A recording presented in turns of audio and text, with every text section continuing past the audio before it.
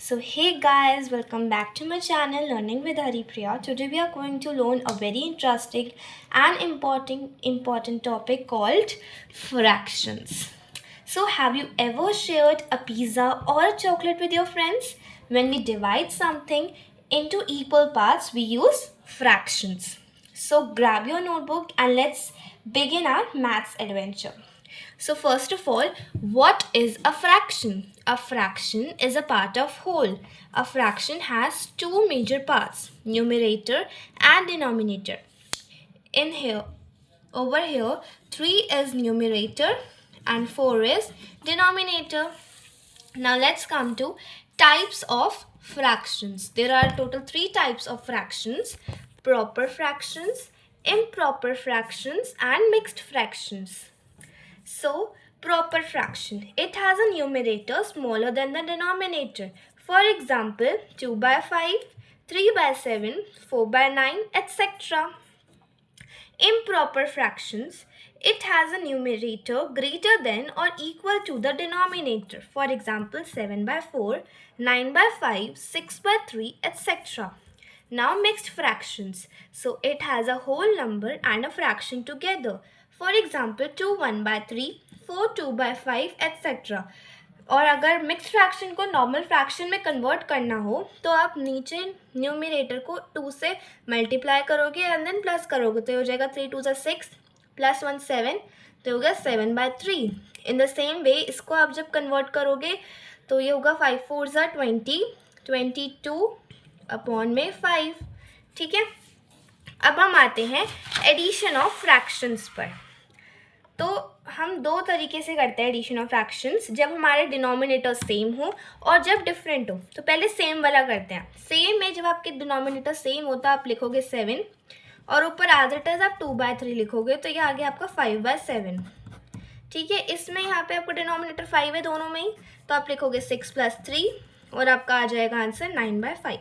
लेकिन अब हम जब बात करते हैं डिफरेंट डिनोमिनेटर्स की तो इसमें जो आपका डिनोमिनेटर्स है, एक में आपका 2 है और एक में आपका 3 है, तो आप 2 का और 3 का एलसीएम लोगे. So LCM of 2 and 3 is equals to 6. आप इसको निकाल के देख लेना, आपका 6 ही आएगा.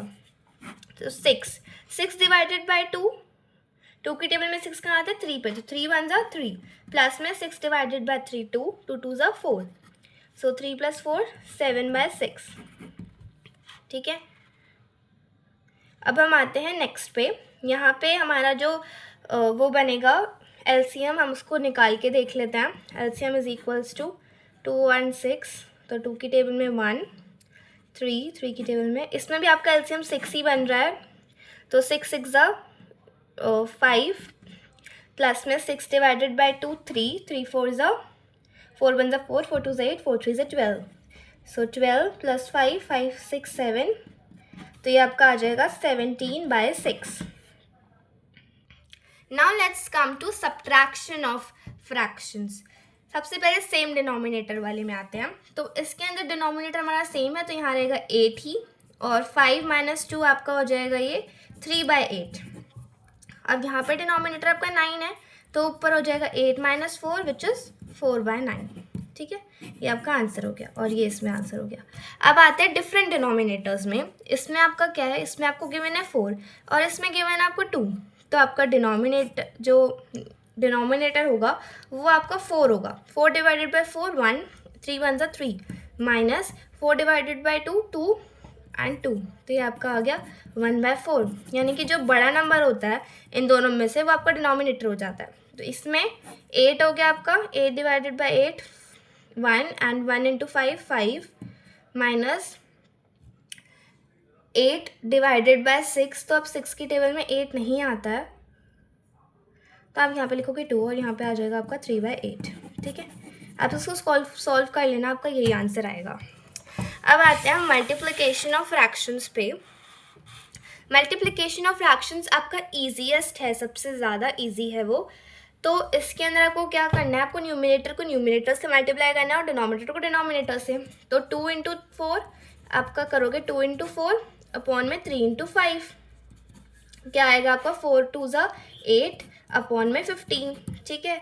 अब यहाँ पे 6 4 ज़ा 6 1 6 6 2 12 6 3 18 6 4 24 अपॉन 5 2 10, ठीक है। यहाँ पे 3 2 6 9 6 54, तो ये आपका आ गया आंसर, ठीक है। अब आते हैं हम डिवीजन ऑफ फ्रैक्शंस पे, वो जो कि बहुत इंपॉर्टेंट है। इसके अंदर आपको क्या करना होता है, जो आपका सेकेंड फ्रैक्शन होता है उसका आपका रेसिप्रोकल हो जाता है। रेसिप्रोकल मतलब इसका उल्टा।